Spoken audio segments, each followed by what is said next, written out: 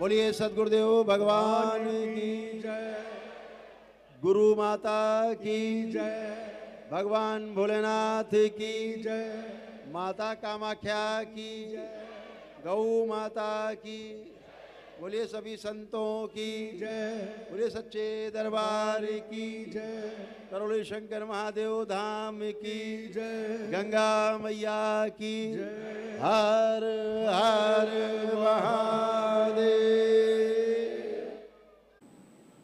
एक तो ये कि दरबार ने ये तय किया है कि जैसे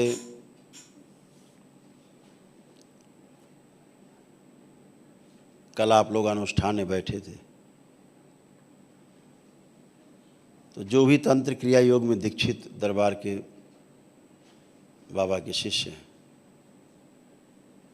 सभी के लिए माह में कम से कम एक बार एक अनुष्ठान हुआ करेगा जो लाइव आप लोग उसमें जुड़ सकेंगे। पूरे देश में दुनिया में जहाँ जहाँ भी हैं तो उस अनुष्ठान से जुड़ पाया करेंगे। वो स्पेशली तंत्र क्रिया योग में दीक्षित आप लोगों के लिए ही वो अनुष्ठान होगा। उसमें कोई भी जुड़ेगा देखेगा, उसमें कोई उसको लाभ नहीं होने वाला, लेकिन सिर्फ आप लोगों को ही उसमें लाभ मिलने वाला है। वो सिर्फ आप लोगों के लिए होगा। बाकी संकल्प अन्य लोगों के लिए होते ही हैं, जो दीक्षित भक्त हैं उनके लिए अलग से ही कार्यक्रम रहेगा। वो महीने में एक बार रहेगा और वो आपको पहले से डिक्लेयर रहेगा कि फला दिन आपको एक कार्यक्रम में भाग लेना है, तो पहले से आपको उसकी सूचना रहेगी, तो सुविधा रहेगी आपको अपने अनुसार। और प्रयास ये रहेगा कि ये कार्यक्रम या तो प्रातःकाल होगा 8 बजे या फिर रात्रि में 8 बजे के बाद होगा, 9 बजे के आसपास, ताकि उस समय आप लोग घर पे रहते हैं तो सब लोग उसमें जुड़ पाएँ। तो आपके पास जो शक्तियों का, जो आपके मानसिक विकार के साथ जुड़ करके शक्तियाँ दूषित होने लगती हैं, तो वह विकार आपके धुल जाया करें उस अनुष्ठान में। धीरे धीरे आप पारंगत हो जाएंगे तो विकार आएंगे ही नहीं आपको। शक्तियों के साथ एक समस्या रहती है, जब शक्ति का असंतुलन होता है तो समस्या दिखती है। तो शक्ति का असंतुलन है क्या? शक्ति कम हो जाना शरीर में या शक्ति बहुत ज़्यादा बढ़ जाना, दोनों ही रोग है। जैसे खून बहुत कम हो जाए शरीर में तो रोग है, मृत्यु हो सकती है। लेकिन अगर खून बढ़ जाए शरीर में ज़्यादा, हीमोग्लोबिन ज़्यादा बढ़ जाए तो कैंसर की श्रेणी में चला जाता है, तो वो भी रोग है। तो संतुलन ही स्वास्थ्य है, और जो असंतुलन है वो रोग है। वो चाहे शारीरिक हो, चाहे मानसिक हो, और चाहे वो आध्यात्मिक हो। अतिरेक हर चीज़ का वर्जित है। तो अति बोलते हैं ना, सर्वत्र वर्जित है। तो संतुलन में दरबार आपको करता है। जब ऊर्जा कम रहती तो बढ़ाता है, ज़्यादा रहती तो कम करके संतुलित करता है। बहुत लोग कहते हैं गुरुदेव थोड़ा ये कर दीजिए, थोड़ा ये बढ़ा दीजिए, थोड़ा। मैं क्या भैया फट जाओगे, तुम्हारे हिसाब से चलेगा। अगर डॉक्टर साहब उंगली काटी, हाथ ही काट दो डॉक्टर साहब, आप उंगली काहे काटी, ऊपर से काटो, तो ऐसे नहीं चलता। जो जानता है जिन चीज़ों को, क्या अच्छा है क्या बुरा। माँ भी खाने को देती, कहती नहीं ये खाओ, ज़्यादा मत खाओ, ताकतवर है लेकिन ज़्यादा मत खाओ, नहीं तो शरीर से बाहर फेंक देगा शरीर निकाल के, तो आपको पचेगा नहीं तो बाहर निकल जाएगा। तो वो तो नहीं दिया जाए संतुलन में कि हमें पच जाए। दरबार भी उतनी शक्ति आपको देता है कि आपको पच जाए। जब अपच होती है तो आपको कष्ट दिखते हैं। क्या दिखते हैं?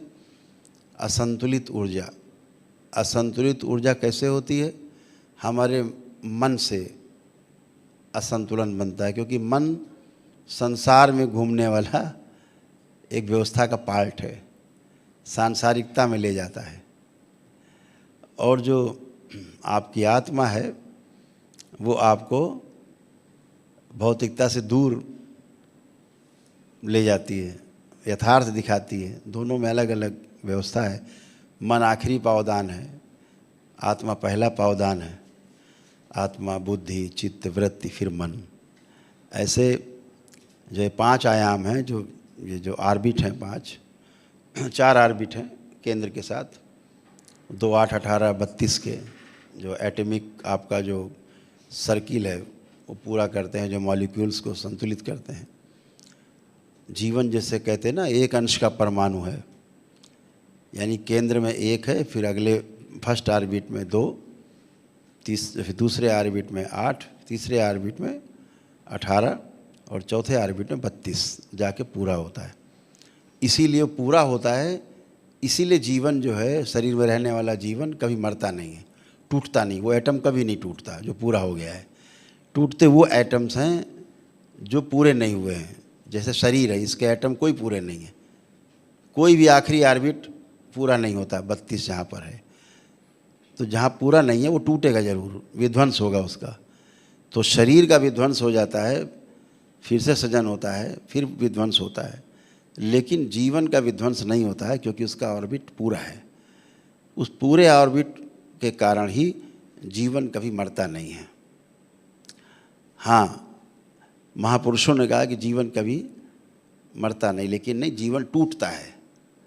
आत्मा कभी मरती नहीं है। जीवन में जो आत्मा है, आत्म तत्व है जो केंद्र में है, वो कभी नहीं टूटती। जीवन तो दरबार के देखे, मैं पहले खुद भ्रमित होता था। जब मैंने जीवन को टूटते हुए देखा तो मैंने तो सुना था अपने नागराज जी से कि जीवन कभी टूटता नहीं, जीवन अमर है, लेकिन मैंने जीवन को टूटते हुए देखा। फिर मैंने रोज़ वो बाबा ने करना सिखाया, तोड़ना सिखाया जीवन को। आपकी जीवन से बाकी चीज़ें, जो 5 चीज़ें हैं, आत्मा को छोड़ के बाकी तोड़ के अलग कर देने की व्यवस्था दरबार ने दी। तो दरबार इसीलिए बुद्धि, चित्त, वृत्ति और मन पे नियंत्रण कर लेता है। आपके गंदगी हटा करके नष्ट कर देता है, शुद्धि करता है। जो जीवन, बाहरी जीवन है जो आपको तंग करते हैं, वो ऊर्जा, दरबार उनको क्षण में आत्म तत्व अलग करके उनकी बुद्धि, चित्त, वृत्ति और मन को नष्ट कर देता है। और वो फिर लाखों वर्षों के पीछे की चले जाते हैं। उसमें कभी कीड़े मकोड़े बनेंगे, फिर से पैदा होंगे, और लाखों करोड़ों वर्ष लगेगा उनको मानव शरीर पाने में। तो वो दरबार तोड़ देता है। जैसे कार है, इंजन है, लेकिन 4 टायर निकाल लिए चारों, तो गाड़ी ये पड़ी हुई, इंजन घुर्र घुर्र स्टार्ट करते रहो, कहीं नहीं जाने वाला। आत्मा दृष्टा है, केवल देख रही, इधर उधर कर कुछ नहीं सकती, क्योंकि शरीर नहीं है तो कैसे करेगी। वो तो दृष्टा है, वो साक्षी है। तो जीवन टूटता है अलग अलग हिस्सों में, लेकिन आत्मा कभी टूटती नहीं है। आत्मा सदैव अमर है, क्योंकि वो अमरता का पार्ट है। वो उसका पार्ट है जो है ही नहीं, वो शिव का पार्ट है। तो जो शिव का पार्ट है वो शव की तरह है, लेकिन होश पूर्वक है, होश में है। तो जैसे हमारे आपके बीच में स्पेस है, अभी हम आप एक दूसरे को देख पा रहे हैं। अगर हमारे और आपके बीच में ये स्पेस ना हो तो सब एक दूसरे में चिपक जाएंगे, तो कैसे देखोगे, एक पिंड बन जाएंगे तुरंत। तो हम और आप एक दूसरे को इसीलिए देख पा रहे हैं क्योंकि हमारे और आपके बीच में एक निश्चित और अच्छी दूरी बनी हुई है। अभी धरती और चंद्रमा के बीच की दूरी, चंद्रमा और सूरज के बीच की दूरी, बाकी सभी ग्रह, गोल, नक्षत्र, सबके बीच की दूरियां जो हैं वो एक निश्चित और अच्छी दूरी कायम है। इसलिए सब व्यवस्था में है। कोई चीज़ एक दूसरे को खींच नहीं रही है, एक दूसरे को तोड़ नहीं रही है, एक दूसरे को नष्ट नहीं कर रही। सब को एग्जिस्टेंस है, सारा सह अस्तित्व पर है, एक दूसरे को सपोर्ट कर रहे हैं सभी।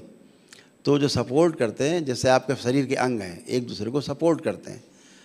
एक आँख दूसरी आँख को सपोर्ट कर रही है, एक नासा छिद्र दूसरे को सपोर्ट कर रहा है। कभी ये चलता है, कभी ये चलता है।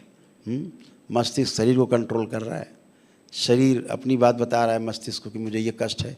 मस्तिष्क उस कष्ट को हटाने की कोशिश करता है, तमाम शरीर के रस रसायनों के द्वारा उत्पत्ति करके भेजता है वहाँ स्थान पे। तो ऐसे एक व्यवस्था बनी हुई है। अगर आपका हाथ ऐसे से आप उंगलियाँ कर रहे हैं तो इसलिए कर पा रहे हैं कि व्यवस्था है, क्योंकि इसके बीच में एक निश्चित और अच्छी दूरी हर पोर पोर में बनी हुई है। हर जगह एक निश्चित और अच्छी दूरी हर जगह बनी हुई है, इसलिए मूवमेंट हो रहा है। अगर ये निश्चित और अच्छी दूरी कम या ज़्यादा हो जाती है तो दर्द आने लगता है। कोई हाथ पकड़ के खींच दे तो अब निश्चित और अच्छी दूरी यहाँ से कम हो गई, तो अब दर्द आ गया। तो इसी तरह से जब वो निश्चित और अच्छी दूरी, गांव के आदमी क्या करते हैं, ले जाते हैं, भाई पैर उखड़ गया है, हड्डी उखड़ गई है। तो गांव में हमारे सब बुजुर्ग ऐसे रहते हैं, आप जाओ, आपको बात करते करते आपको पैर घुमा देंगे टक से, आपको और बस फिर ठीक, आप कोई कष्ट नहीं, अब तो नहीं है। तो हड्डी बिठा दी उन्होंने, तो वो कहते हड्डी बिठा दी। तो ऐसे निश्चित और अच्छी दूरी कायम कर दी। तो जब भी निश्चित और अच्छी दूरी कम ज़्यादा होती है तो रोग दिखते हैं, कष्ट दिखते हैं। तो व्यवस्था में ऐसा ही सब बना हुआ है, तो कष्ट नहीं होते। दरबार क्या करता है, आपकी जो एनर्जी के कारण निश्चित और अच्छी दूरी घट बढ़ जाती है, दरबार सेकंडों में ऊर्जा के द्वारा पूरी कर देता है। तो आपके कष्ट चले जाते हैं, रोग नष्ट हो जाता है, चीज़ें बन जाती, गांठें बन गई, सिस्ट बन गए, रोग बन गए, फोड़े बन गए, कुछ बन गया, सड़ गल रहा है। जैसे बॉडी व्यवस्था में आती, ब्रेन व्यवस्था में आता है, दोनों ऑर्डर में आते हैं। अपने आप जो फॉरेन मटेरियल, जो बाहर की चीज़ें आ गई, इकट्ठी हो गई हैं, वो सब गल गल के बाहर निकलने लगती। बॉडी सब आपके मल मूत्र से, पसीने से, ब्रीदिंग से आपके सब निकाल के बाहर कर देता है। यही 4 रास्ते हैं।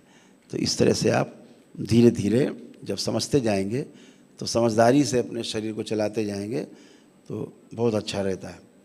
जब हम कहते हैं कि साधक जो है, अगर सूर्यास्त के पश्चात सूर्यास्त हो जाए तो फिर समझ लो कि भाई हमारे लिए खाने की कोई चीज़ नहीं है, भोजन नहीं। जब पक्षी सो गए, जो भी खा पी के पक्षी सो जाते हैं, हम सबसे ज़्यादा श्रेष्ठ और समझदार प्रकृति के साथ में चलने वाले तो पक्षी हैं। सूर्य के साथ ही जीवन है। सूर्य अस्त जीवन मंद पड़ने लगता है, सूर्योदय एकदम पक्षियाँ चहचहाते हुए पक्षी जाते हैं। सुबह ब्रह्म मुहूर्त में दरबार रुद्राभिषेक शुरू कर देता है, ऊर्जा का, नई ऊर्जा के साथ आपका फिर से सृजन होता है। ऐसे होता रहता है। तो आपको आनंदित महसूस होता है, बहुत आनंद होता है सुबह सुबह उठ के। क्यों हो रहा है कि आप ऊर्जा को, नई ऊर्जा को, नई उमंग को महसूस कर पाते हैं। आपको पता होना चाहिए कि हम हमेशा सृजन और विध्वंस के झूले में झूलते रहते हैं। आपको शायद ये पता हो करके आपको और अच्छा लगे कि आप रोज़ मरते हैं और रोज़ पैदा होते हैं। ऐसा कोई दिन नहीं है जिस दिन आपकी मृत्यु नहीं होती।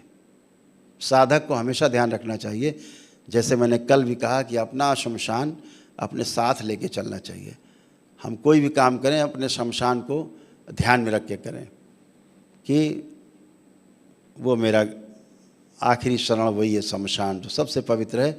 जब सब लोग साथ छोड़ देते हैं तो केवल शमशान ऐसा स्थान है जो आपको साथ देता है। घर वाले भी साथ छोड़ देते हैं, जल्दी निकालो बाहर, मिट्टी सड़ जाएगी, गल जाएगी, बदबू आएगी जल्दी। तो शमशान ही आपको, शिव का जो अखाड़ा है वही आपको रास्ता, जगह देता है, शरण देता है। तो रोज़ आपकी मृत्यु होती है, ये साधक को, हर साधक को ध्यान रखना चाहिए। रोज़ आपका नया जन्म होता है।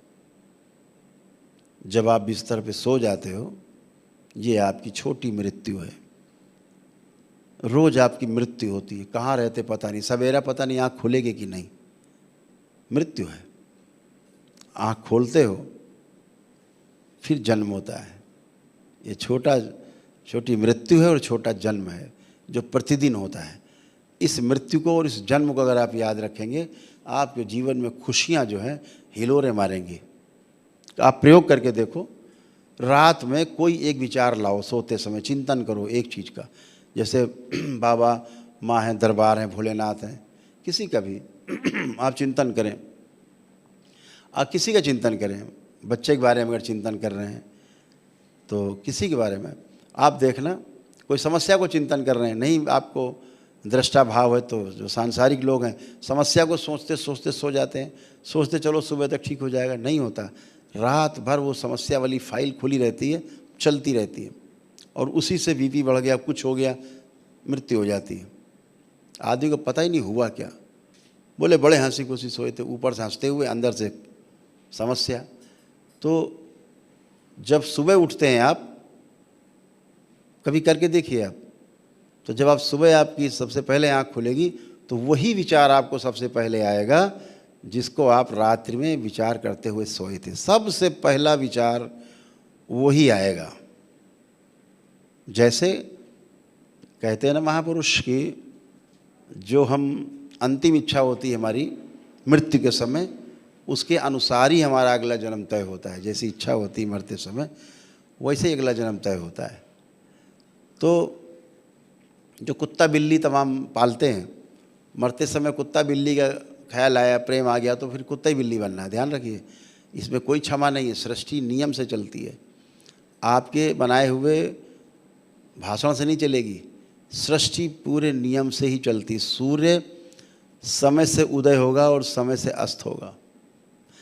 सेकंड के 1000वें हिस्से का फर्क नहीं है। 1000 साल पहले का, 5000 साल पहले का पंचांग निकल आएगा।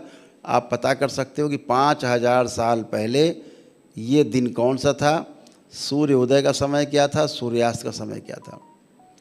5000 साल आगे का भी आप गणना कर सकते हो। इस दिन सूर्य कब उदय होगा और सूर्य कब अस्त होगा।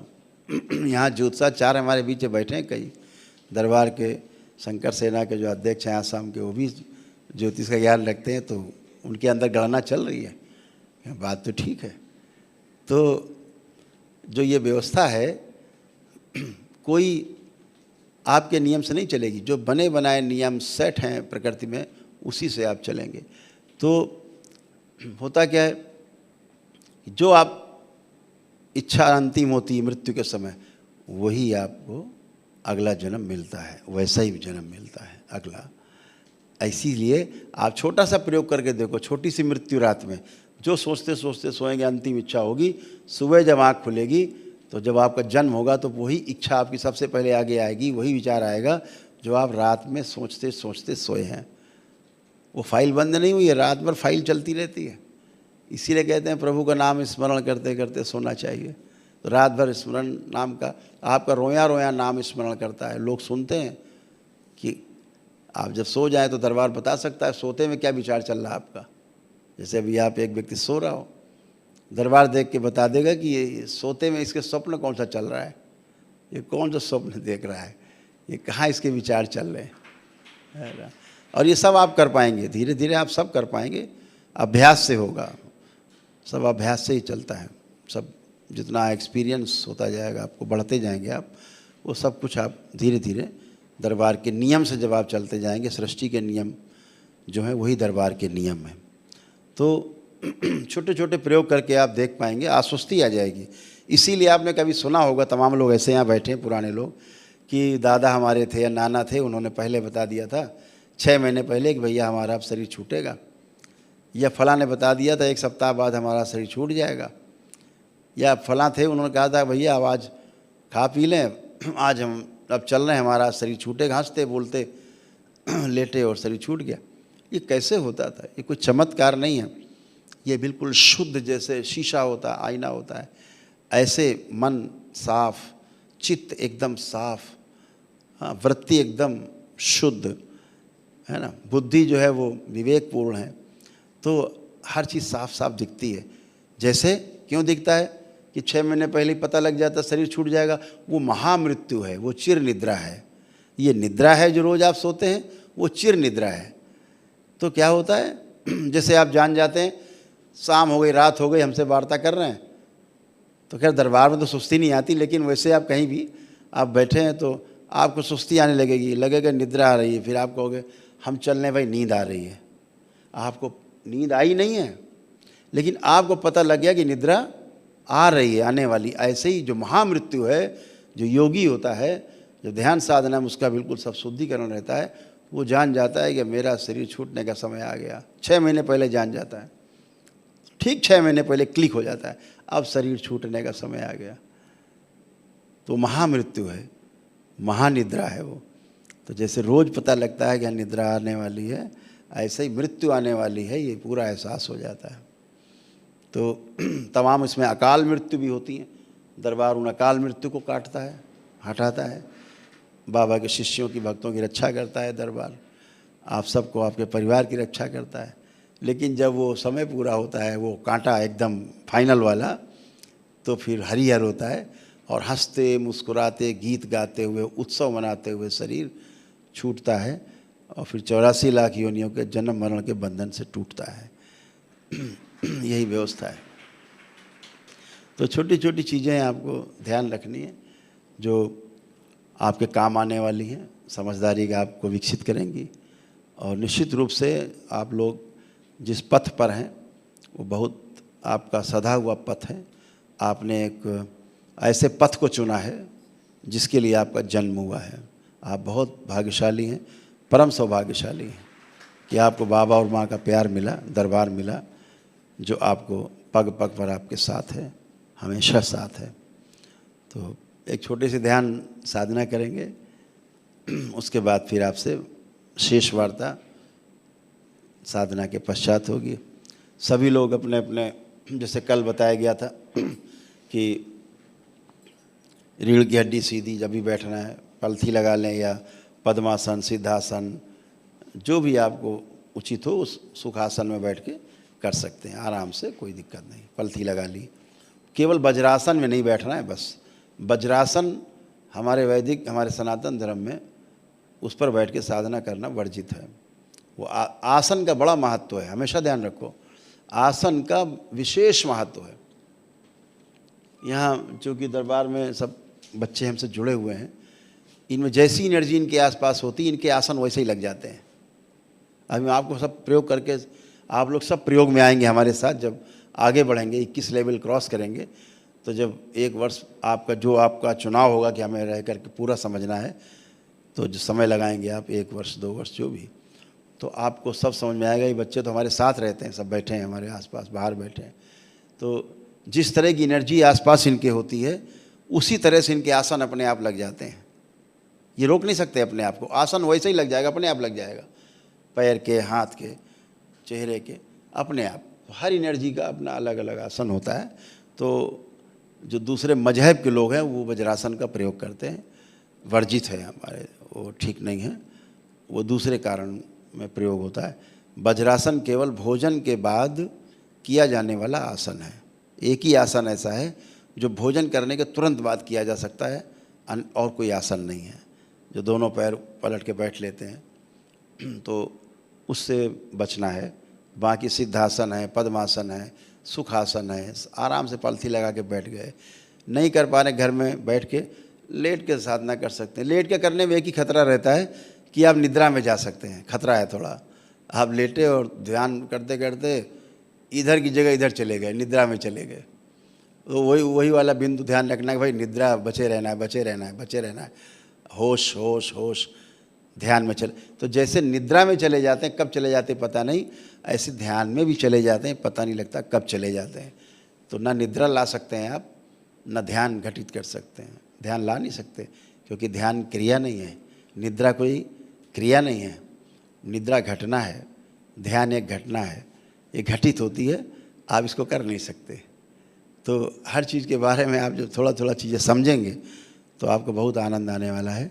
तो रीढ़ की हड्डी हमेशा सीधी रहे, और हमेशा चेहरे पर जब आप ध्यान साधना करने बैठते हैं तो हल्की सी ऐसे वाली मुस्कुराहट नहीं होनी चाहिए, मुस्कान होनी चाहिए। मुस्कुराहट में, मुस्कान में थोड़ा फ़र्क है। मुस्कान ऐसे लगता है, देखने से लगेगा हाँ चेहरा कुछ प्रसन्नचित है। मुस्कुराहट में लगेगा कुछ चिढ़ा रहा है ये आदमी। तो मुस्कान आनी चाहिए, और जब चेहरे पर मुस्कान होगी तो मैंने जैसे बताया कि आप किसी के बारे में गलत सोच भी नहीं सकते। आप करके देखो कभी, आप चेहरे पे मुस्कान लाओ और किसी आदमी को गाली बकना हो आपको, आप गाली नहीं बक सकते। आप मुस्कुराइए और फिर गाली बकने की कोशिश करिए, आप बक ही नहीं सकते। तो साधना में भी यही होता है कि आपका फिर विचार स्तंभित हो जाता है, कि कोई इस प्रकार के विचार नहीं आते नकारात्मक। चेहरे पर जब आप हल्की सी मुस्कुराहट नहीं, मुस्कान रखते हैं, तो हल्की से चेहरे पर मुस्कान, और पालथी लगा के या आसन में जो भी आपको अच्छा लगे। रीढ़ की हड्डी थोड़ा सीधी रहे, बहुत अकड़ा नहीं लेना है, आराम से। गर्दन हल्की सी उठी हुई रहे, ऐसे चेहरा हल्का सा उठा हुआ रहे, हल्का सा चेहरा, ऐसे नहीं रहे, हल्का सा चेहरा उठा रहे। और ध्यान आपको वहीं नाभि से शुरू करके और आज्ञा चक्र तक आपको पहुंचना होता है। अंदर अंदर यात्रा करते हुए जैसे हम बोलते रहते हैं, उसके अनुसार आपको चलना होता है। ध्यान रहे, जब हम वापस आने को बोलेंगे तो आप वापस आएंगे, नहीं फिर हमको खींच के लाना पड़ता है। तो फिर गण जाते हैं, आपको खींच के लाते हैं, भैया चलो वहाँ बहुत काम है नीचे। आप नहीं अभी वहीं रहने दो, अभी बहुत आनंद आ रहा है। तो आनंद आ रहा है, वो आनंद आता रहे, आनंद यहाँ ही बैठे हुए हैं। तो आनंद करते रहिए, लेकिन यहाँ आके आनंद करना है अपने लोगों के बीच में, अपने परिवार के बीच में। जब खुल जाए तो हथेलियाँ हटा लेंगे। सभी लोग प्रेम से बोलिए सद्गुरुदेव भगवान की। ये जो साधना है 10th लेवल के लिए आप लोगों की साधना है, जिसको आप निकाल करके YouTube से अपने घर में भी इस साधना को प्रतिदिन कर सकते हैं। तो आप इस ऊर्जा से, विराट ऊर्जा से दरबार की जुड़े रहेंगे।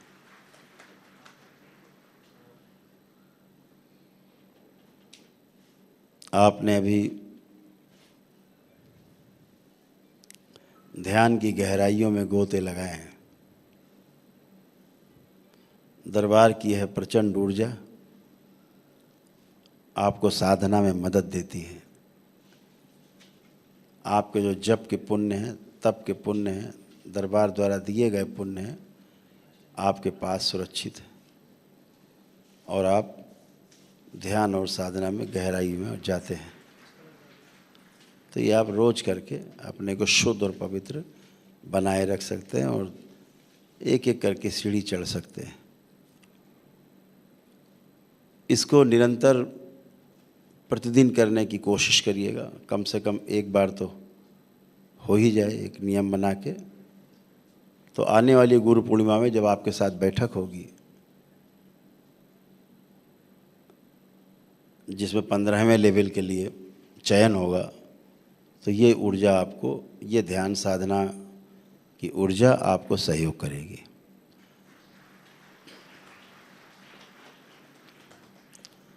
और जैसा कि आप लोग हमेशा ध्यान रखो, जो भी तंत्र के साधक हैं, जो तंत्र क्रिया योग में दरबार से दीक्षित हैं, आप जैसे लोग, वो किसी लेवल में हैं, अगर सप्ताह में एक बार घर में दरबार की जो सिद्ध अगियारी है कर देते हैं तो बहुत अच्छा रहता है। नहीं कर पाए तो 15 दिन में करें, महीने भर में करें। एक अगियारी जैसे इसकी क्षमता हो तो ज़रूर कर सकते हैं। जिनके बिजनेस व्यापार हैं और बड़ा काम है, बहुत लोगों से मिलना जुलना रहता है दिन भर, वो अगर रोज़ कर पाएंगे तो और बेहतर होगा। यह ऊर्जा आपकी जो सिद्ध अगियारी में है, जैसे आप प्रज्वलित करते हैं तो जैसे हवन होता है, ऐसे समझो घर में आपने जला दिया एक बार सुबह, तो दिन भर भी कोई घर आएगा तो उसको लगेगा कि आपके घर में कोई हवन हुआ है। तो यह दिव्य ऊर्जा जब प्रज्वलित होती है आपके यहाँ, तो दरबार से सीधे जुड़ जाता है वो क्षेत्र और वहाँ की गंदगी को लपेट के हटा के, लोगों की आँखों की गंदगी, लोगों की सोच की गंदगी जो आपके साथ जुड़ जाती है बाहरी कवच में, वो भी नष्ट होकर के और दरबार में जमा हो जाती है। तो आप शुद्ध और पवित्र हमेशा बने रहते हो। ध्यान साधना से ही आप कहीं पहुंचते हैं।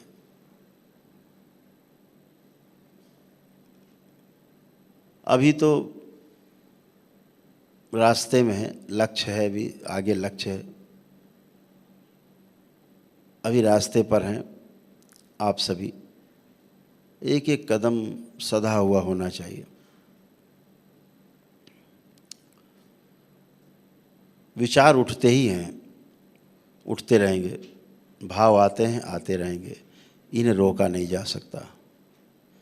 लेकिन ये सारे आपकी वृत्ति के अनुसार होंगे। आपके चित्त में जो स्मृतियां हैं उनके अनुसार आपके भाव और विचार आएंगे। तो आपका सारा ध्यान इस पर रहे कि हमारी जो स्मृतियां हैं वो गलत न बनने पाएँ और हमारे चित्त में वो संग्रहित ना होने पाएँ, इकट्ठी ना होने पाएँ, क्योंकि आपकी स्मृतियों के अनुसार ही फिर आपका संसार बनता है। तो स्मृतियों पर विशेष ध्यान देना है, अपने चित्त पर विशेष ध्यान देना है, क्योंकि चित्त की जो दृष्टि है हमेशा वृत्ति पर रहती है। अगर चित्त आपका शुद्ध है तो वृत्ति पे उसका कड़ा अंकुश रहता है, और वृत्ति शुद्ध है तो वृत्ति की दृष्टि सीधे मन के ऊपर रहती है। तो मन आपका शुद्ध और पवित्र बना रहता है, और जब मन शुद्ध और पवित्र रहता है तो संसार में किए जाने वाले प्रत्येक कार्य आपके द्वारा हमेशा लोक कल्याण के ही कार्य आप कर पाएंगे, अच्छे कार्य कर पाएंगे आप। इस बात को हमेशा समझ लीजिए। और चित्त पर जो नियंत्रण होता है वो बुद्धि का नियंत्रण होता है। बुद्धि सीधे दृष्टि अपनी चित्त के ऊपर रखती है। आपका विवेक सबसे आगे रहता है। विवेक जो है ना, बुद्धि का आभूषण है, उस विवेक के अनुसार आप निर्णय लेते हैं, चित्त में संग्रह होता है और बुद्धि पर जो नियंत्रण होता है, बुद्धि पर जो सीधी दृष्टि होती है वो आत्मा की होती है। आत्मा बुद्धि पर दृष्टि रखती है। इसीलिए जब बुद्धि में किसी घटना का बोध हो जाता है तो बुद्धि जब उसको स्वीकार लेती है, बोध हो जाता है, उस बोध के अनुसार ही फिर आपका संकल्प होता है। उस संकल्प के अनुसार घटना घटित होती है और जो आत्मा है उसकी साक्षी होती है, दृष्टा होती है। तो हमेशा आत्मा की दृष्टि बुद्धि पर, बुद्धि की दृष्टि वित्त आपके चित्त पर, और चित्त की दृष्टि आपकी वृत्ति पर, और वृत्ति की दृष्टि मन पर, और मन की दृष्टि संसार पर। ऐसे बन जाता है, एक सर्किल बनता है घूम करके फिर आत्मा। तो इस प्रकार से आप चीज़ें देख पाते हैं, समझ पाते हैं, और धीरे धीरे देखते समझते जाएंगे, अनुभव होते जाएंगे। आप सबके साथ बहुत समय लगाना है। 15वें लेवल में जो लोग छट के आएंगे फिर उनके साथ बहुत समय लगाना है।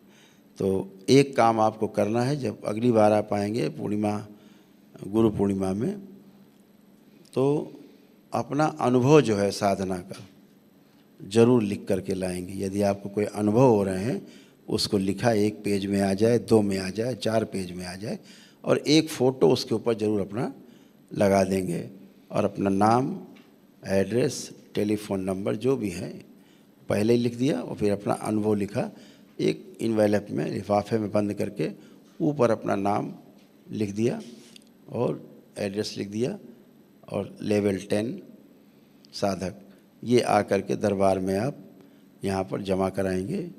जो सभी लोग आपके संपर्क में यहाँ पर हैं उनके संपर्क में दरबार में 9 नंबर काउंटर में भी आप जमा करा सकते हैं। वहाँ पर एक काउंटर में आपके लिए खुला रहेगा, तो वहाँ पर अपने जमा करेंगे। उन चीज़ों को, उन जो आपके पास लेखन होगा उसको केवल हम ही पढ़ेंगे, इसलिए उसको सील करके देना है। वो आपका कोई अनुभव पढ़ नहीं पाएगा, उसको मैं स्वयं पढ़ूँगा, और फिर आपसे उसके अनुसार फिर वार्ता होगी, आपके साथ समय बिताएंगे। अभी तो इतना ही कहना चाहेंगे कि चूँकि गर्मी बहुत पड़ रही है, आप सभी गर्मी से बहुत बेहाल भी हैं। आप में साधना की इतनी ललक है कि गर्मी आपको कुछ बिगाड़ नहीं पा रही है, लेकिन फिर भी आपको इस तरह देखते हैं तो थोड़ा सा कष्ट होता। अभी आपने जो साधना की आपको अनुभव भी नहीं होगा कि आपने साधना की कहाँ पर है। केवल यही नहीं बैठे थे, कहीं और आप लोग थे, नीले गगन के तले, चारों ओर सफ़ेद सफ़ेद वहाँ थे सारे। तो स्थूल में कहीं है और सूक्ष्म में कहीं है। साधना दरबार आपको कराता है, ध्यान की गहराइयों में ले जाता है, और आपको जिसलिए आपका जन्म हुआ है उस पथ पर आपको अग्रसारित करता है, आगे बढ़ाता है। तो आज हम आपसे चाहेंगे कि भोजन के उपरांत आप लोग फिर यहाँ से विदा लेंगे। आज अपने अपने गंतव्य को आप लोग प्रस्थान करेंगे, और गुरु पूर्णिमा में आने के लिए पूरी तैयारी से आप लोग कमर कस के आएंगे। एक मंजे हुए साधक की तरह आप आएंगे, हम आपकी प्रतीक्षा करेंगे। तो आप सभी से विदा अगले गुरु पूर्णिमा तक के लिए। आप सभी लोगों ने दरबार के कार्यक्रम में बहुत बढ़ चढ़ के, प्रेम पूर्वक, बड़े उत्साह से आप लोगों ने हिस्सा लिया है। निश्चित रूप से दरबार के विस्तार में आप सहायक होंगे। आपको बहुत बहुत शुभकामनाएं। आप स्वस्थ रहें, आपका परिवार स्वस्थ रहे, आप सुखी हों, संपन्न हों, और इसी तरह आगे बढ़ते रहें। हरि हर। बहुत बहुत धन्यवाद। बोलिए सद्गुरुदेव भगवान की जय, गुरु माता की जय, भगवान भोलेनाथ की जय, माता कामाख्या की जय, गौ माता की। बोलिए सभी संतों की जय, बोलिए सच्चे दरबार की जय, करोड़े शंकर महादेव धाम की जय, गंगा मैया की जय। हर हर महादेव।